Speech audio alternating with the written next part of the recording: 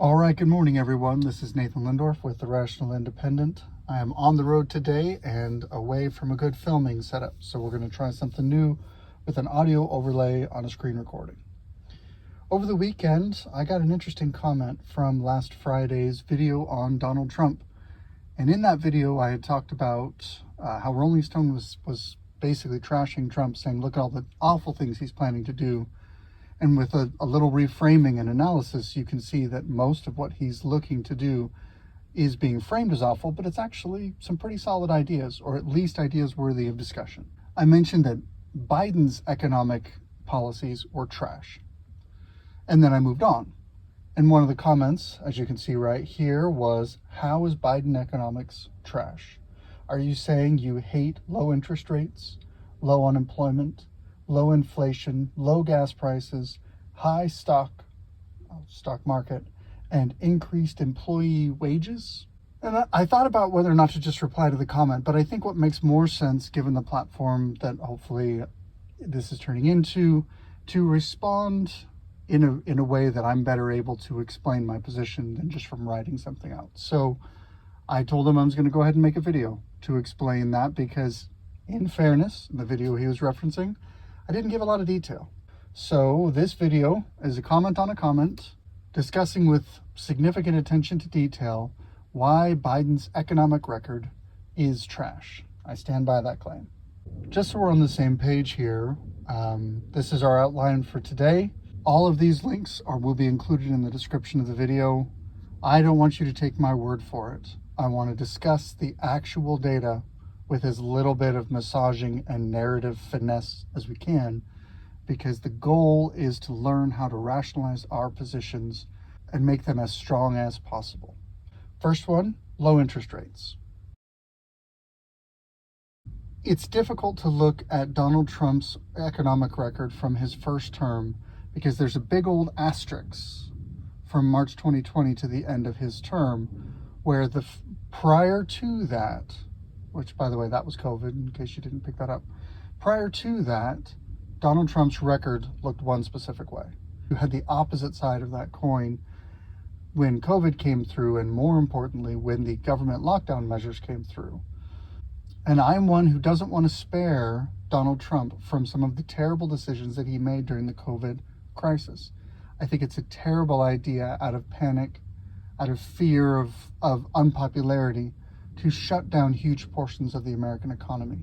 There's no such thing as a non-essential worker. There's no employer that pays non-essential employees. And more importantly, everyone's wage is essential to their way of life.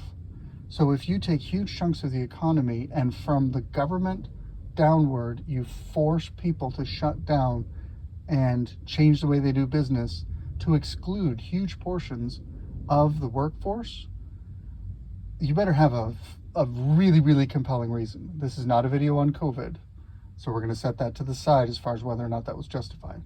What I'm saying is, just because Donald Trump's numbers look like trash in the last year of his presidency, part of that was the administrative state and some other people doing stuff, and part of that was Donald Trump's decisions. So he owns a piece of that responsibility. But in the interest of more of an apples to apples comparison, I thought it kind of timely that here we are almost at exactly the same place in Biden's first term as Donald Trump's first term was when the COVID shocks started to rumble through.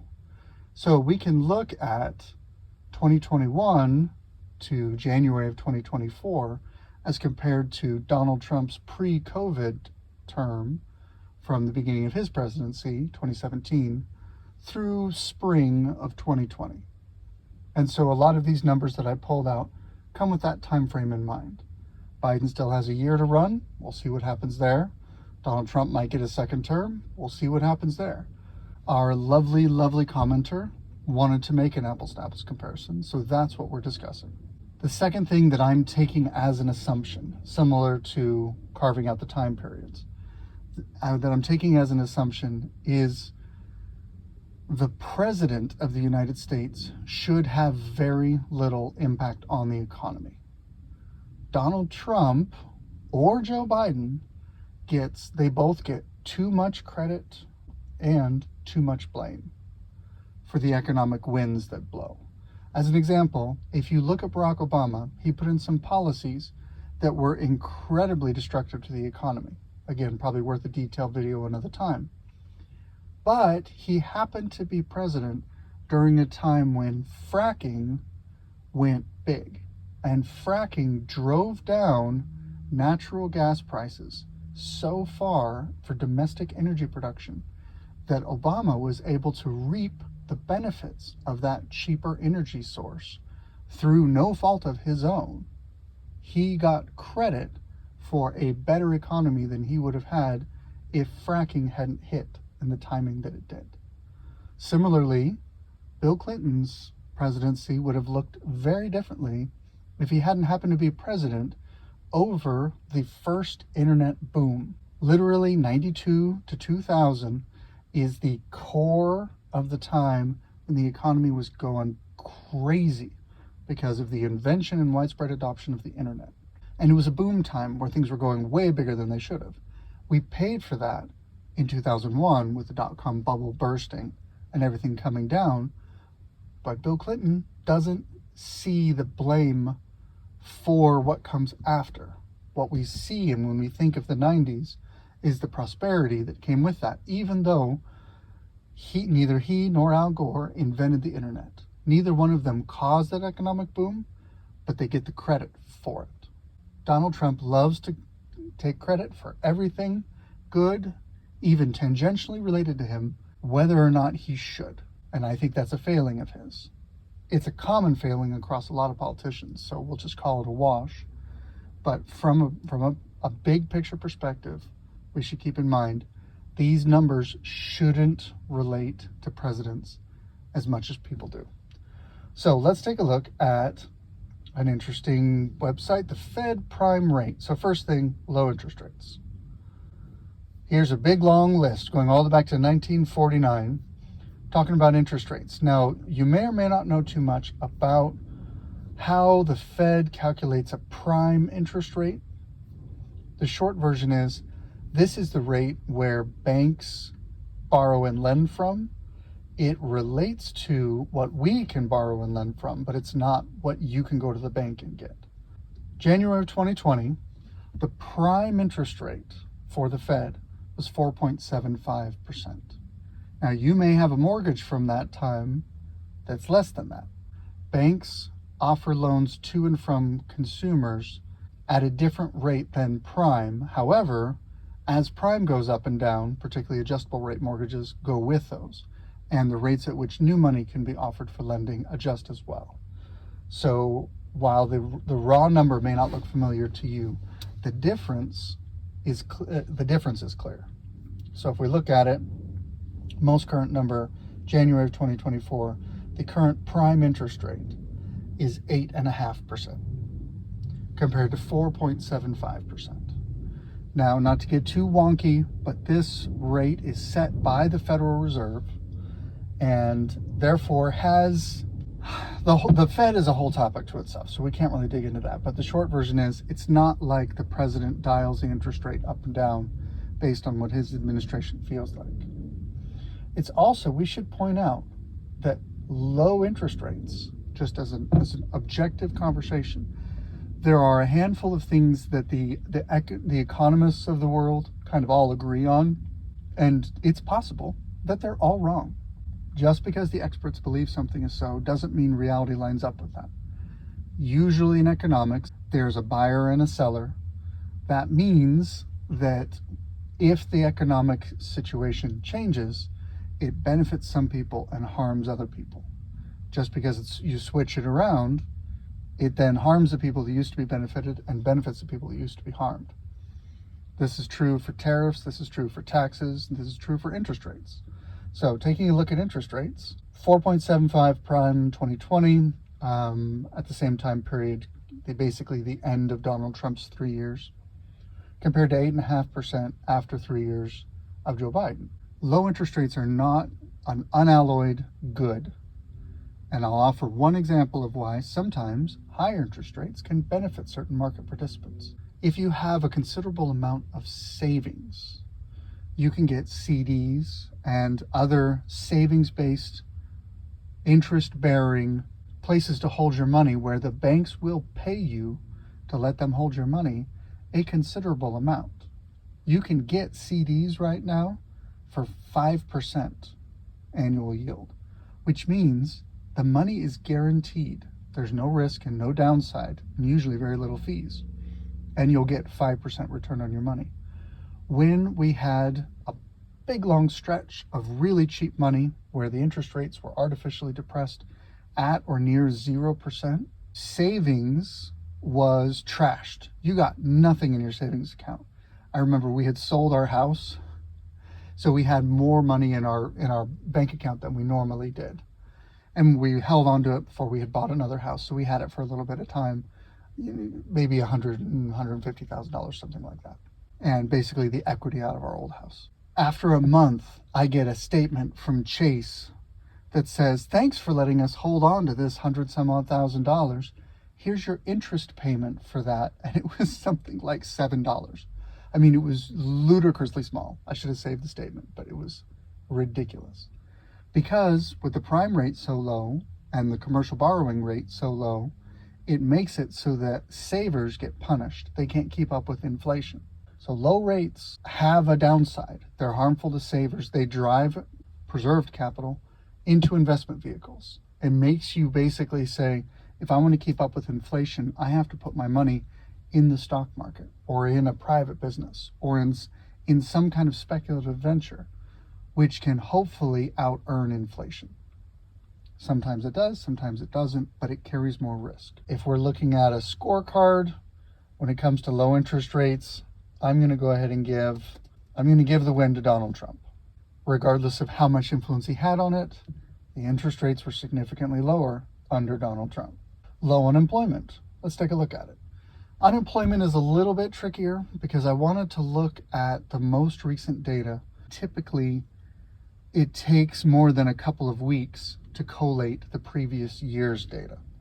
So in this case, we don't have a direct apples to apples because we're looking at the U.S. Bureau of Labor and Statistics, the census data, for 2020, but we can't look at the same data for 2023. So it's a third-party source. So this is a big, long report, but summarizing, we have, although the labor market remained quite strong early in 2020, employment fell sharply in the spring with the onset of the pandemic. First quarter of 2020, 4.9% unemployment rate. Now, this unemployment rate is part of the picture, but let's get the data and then let's talk about it. So Donald Trump, looking at unemployment, sitting in January, first quarter really of 2020, before the pandemic, he's sitting at 4.9%. But this is the best data that I could find so far. So at the end of 2023, last month, the unemployment rate was reported at 3.7%. This number gets funny. And like most things, there's lies, damn lies in statistics. But trying to compare apples to apples, we can at least have some comparison. So I will give Biden credit for the fact that the reported unemployment rate is lower than what Trump had. So slight Biden advantage. But again, talking about lies, damn lies in statistics, there's another layer that I want to talk about here that's not often mentioned, but it's important to understand. The idea is sometimes the government changes the way these reports are done. And then we run into issues because we might compare stats that were reported prior to the change in reporting methodology and compare them to current stats as if we're comparing apples to apples, when it's just not true. Sometimes you can go back and retroactively adjust it so that they are more apples to apples. A lot of reporters don't bother doing that kind of legwork. They look at the top line number and that's what they want to throw around and talk about because it helps them politically. So this gets to be a real mess when we rely on statistical data. But I'm just going to offer something that is a measure that might be, let's call it a confounding variable. And that is the difference between U3 and U6 unemployment rates. What on earth am I talking about here? U6 is the broader measure of unemployment, including discouraged workers. many consider U6 to be the real unemployment rate. Here's the trick. If you look at this, let's make this big. If you look at this from 1994 to present, we have comparing the U6 and the U3 rate. So making sure we're all on the same page here, you'll notice here that Trump reported 4.7, give or take, is what we talked about. But in reality, it was more like double that. And then you see a big spike here and an even bigger spike for U6. The U6 number is always bigger because the U3 number excludes a portion of the sample. So if we're looking at it here, the reported rate for December 2023 is 3.5, 3.7%, somewhere in that neighborhood. But the actual U6 is 7%. So what I see here is, if you really look at the gestalt, the broad picture, this looks like full employment. Economists recognize that even in a thriving economy, not everyone is going to be employed who wants to be employed. Maybe you've decided to change careers. Maybe you decided to go home and have a family, make some babies, whatever, and then you're going to come back.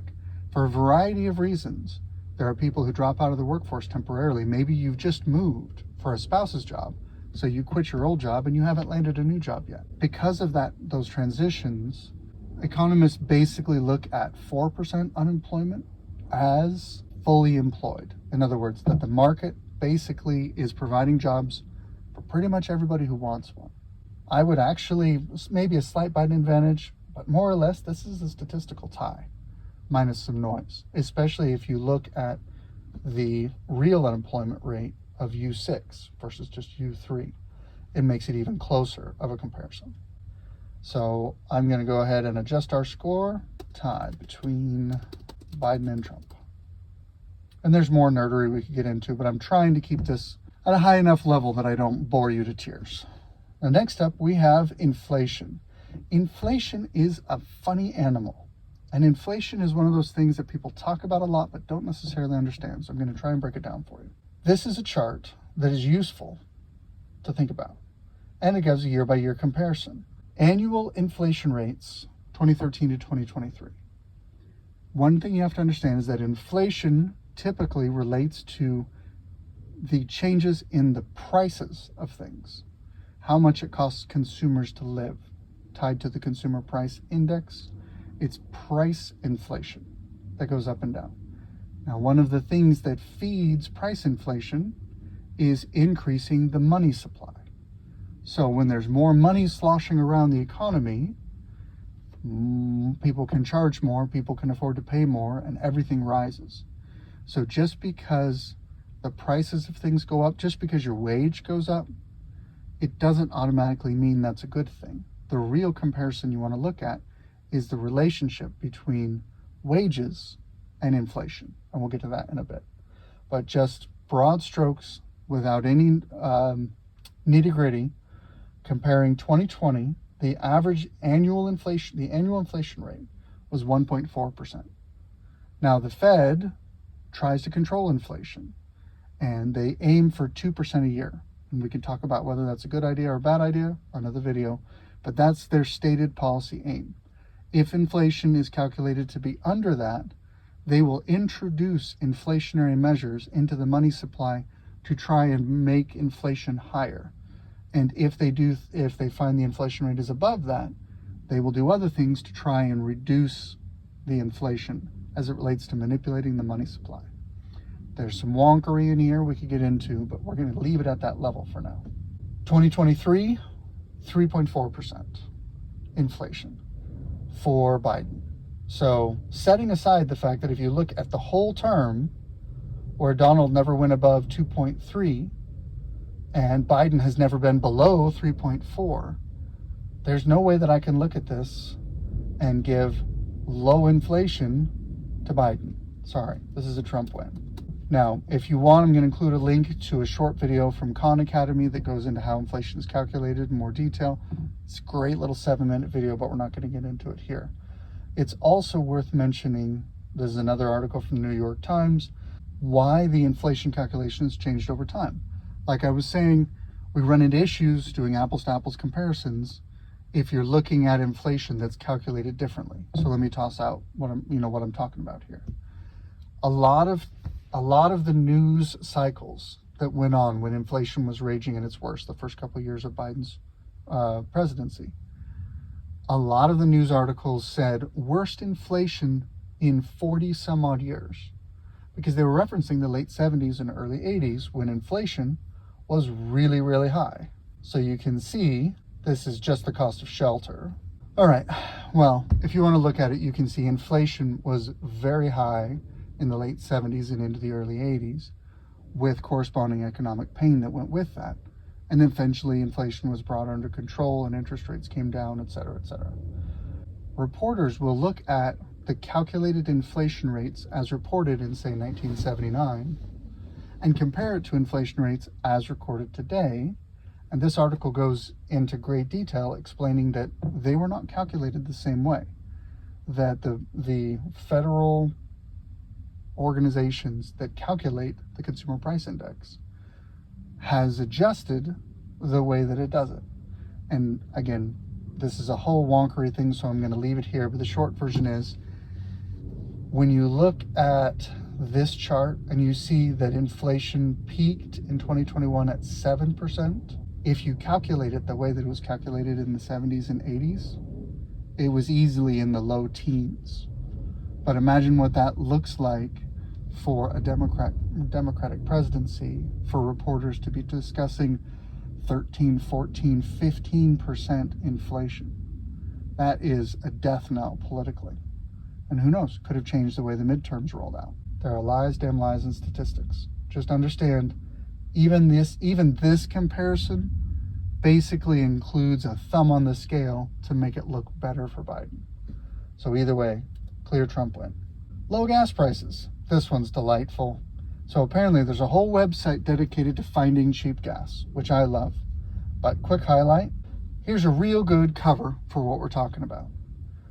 If you look at 2020 January, and that's not even counting the dip that happened through that summer and into the end of 2020, but just sticking with that same time window of about 3-ish years into his presidency, Donald Trump had $2.57 a gallon gas.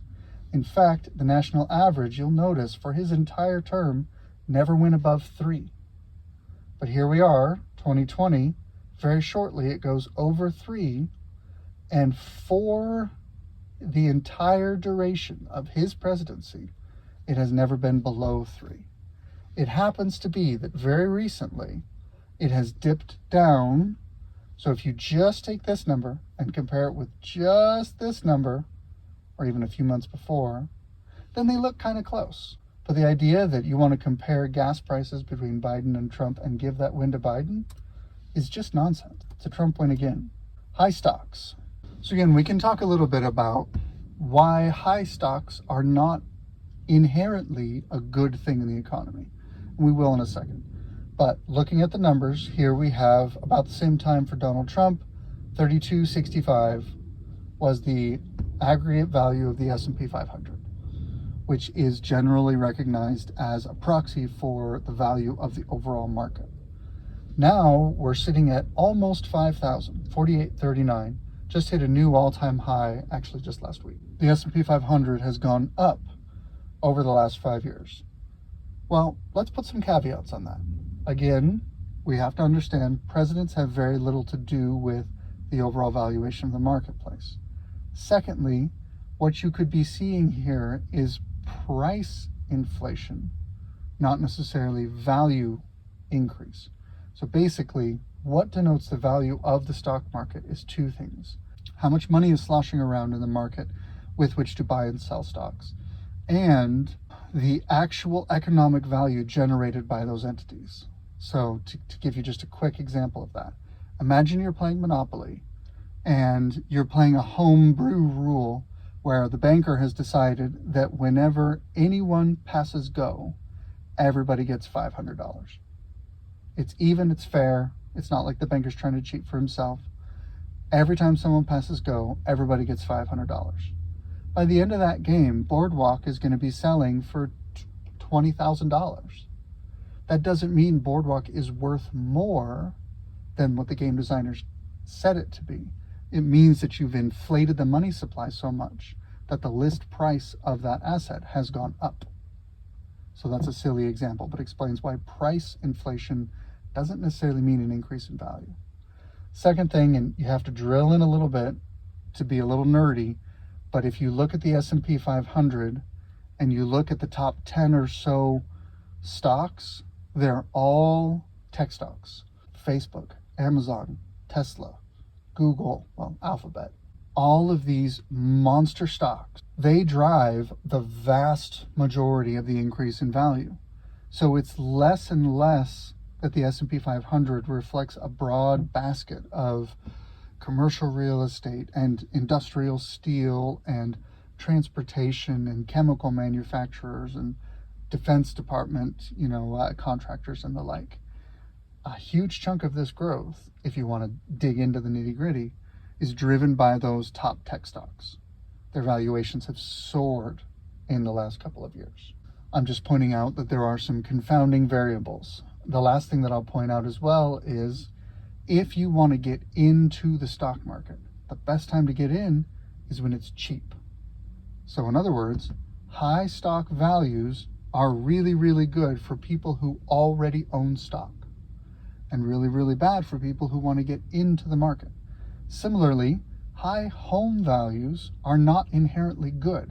It makes it harder for new home buyers to enter the market, and it benefits people who already own it and want to sell it or borrow against that equity. Not that one side is necessarily good or bad, just pointing out that the narrative that stock market going up must mean good is too simplistic. So I will give this, I'll be kind, and I'll give this to Biden as a Biden win. We're going to go ahead and call it and say congratulations, the stock market went up under your tenure. Doubt you had much to do with it, but whatever. All right, then we have increased employee wages, which is another claim that he made. So let's talk about that, because that is not really a very useful claim, and here's why. I mentioned when we were talking inflation that we were going to dig into it. Here is a very useful chart. Conveniently, from January 2020 to December 2023. This is the exact time frame that I wanted to measure. How nice is that? And what this is a simple graph that compares the overall monthly increase, looks like quarterly, the overall quarterly increase in wages as compared to the overall increase in prices. So again, inflation is measured by an increase in prices, which is often driven by an increase of the money supply, or at least implicated by an increase in the money supply. So if you look at January 2020, wages went up 4%, were on a rate to go up 4% annualized that quarter, and inflation was set to go up 2.5% that quarter. Now you'll notice that the annual rate was lower than 2.5% if you're paying attention. That's because that annual rate encompasses the average of all of these values calculated intra-year. So this is a little more detail, a little more granularity. But the short version is your purchasing power as an employee is relatively higher if your wages go up faster than inflation. And the reason why people think Biden's economy is trash is because of this. This was a long stretch starting in, looks like March 2021, in which inflation, and keep in mind, this is reported inflation. Like I said, they've adjusted the way it reports, so it actually kind of underreports, or at least it doesn't report as high as it would have a couple of decades ago. This is the listed inflation.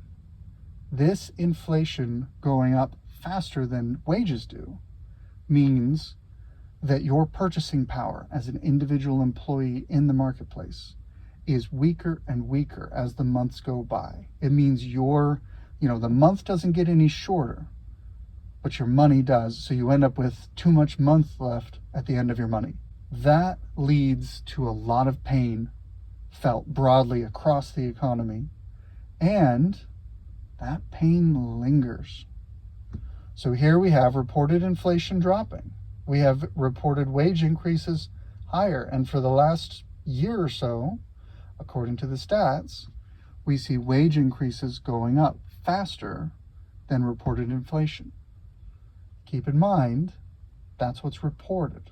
Now, if these numbers are being tweaked, well, then it's not going to reflect reality. And more importantly, it is wise for consumers to remember the pain they went through when it comes time to make election decisions. It is good for us to remember that these couple of years stank to high heaven. And if things have eased off a little bit in the last few months, it doesn't mean, please sir, may I have another? Let's go back to crazy high inflation. What a mess. All right. So I'm going to give that a Trump win, because for the vast majority of Biden's tenure, inflation has outpaced wage growth, and that breeds huge amounts of pain up and down the economic ladder. Here's an interesting little chart. We've been referencing the money supply a little bit lately. The reason why I want to talk about that, this is a chart of the M2 money supply. In other words, this is a chart that captures all of the U.S. Treasury, the U.S. currency that is in circulation electronically, held foreignly, held in foreign hands, whatever, cash, etc., throughout the world. This is the available pool of money for the economy to tap into and to use. This is what banks can use to lend.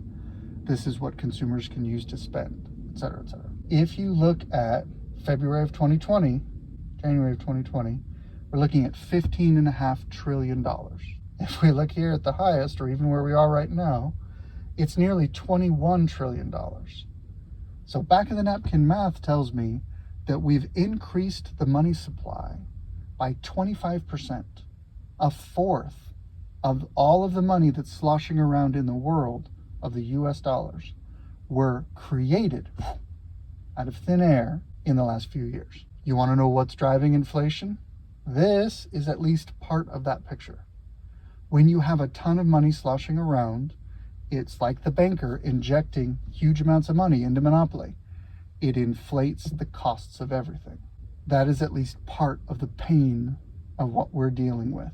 And if you want to make economic comparisons between Trump and Biden, it's a pretty solid place to start, or at least a piece to keep in mind. Now, you'll also notice that printing, that digitizing, the increasing of the M2 money supply started under Trump.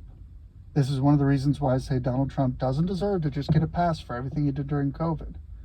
Even though he wasn't the one printing the money, it's a problem. So I'm going to call, well, money supply wasn't one of his things, but when it comes to inflation, we'll give a consolation prize to Biden, because Trump set up a fair amount of inflation that didn't hit until later. Okay, so this commenter made how many claims? Low interest rates, 1, low unemployment, 2, low inflation, 3, low gas prices, 4, high stock and increased. Okay, he made 6 claims. So if we're looking at, that's 1, 2, 3, 4 of those claims, a clear Donald Trump win. One of them is a tie, and one of them is a Biden win, if we're being generous. So yeah, Biden's economic policies are trash. And if we elect him again, if we even elected him the first time, please don't ban me. If we elect him again, we're going to have more pain. Do you really think that people like Kamala Harris, people like stumbling Joe Biden, are really in charge of our economy? Do you really think they know how to try and set up conditions to help us win as individuals? They don't inspire a lot of confidence in me. This has been my comment today, and the funny thing is, I found 3 articles, I'll put them in the description, of commentary. One of them particularly delightful, someone from Yale saying, oh, these poor Republicans, they're totally manipulating the narrative. They have no facts to stand on. All they have is opinion and invective and narrative setting. And we just went through some facts, and I feel like that was pretty clear, but what can you do? Anyway, I'm not going to go through all those. You're welcome to read them if you want on your own time. This is Nathan Lindorf with The Rational Independent. Good luck out there.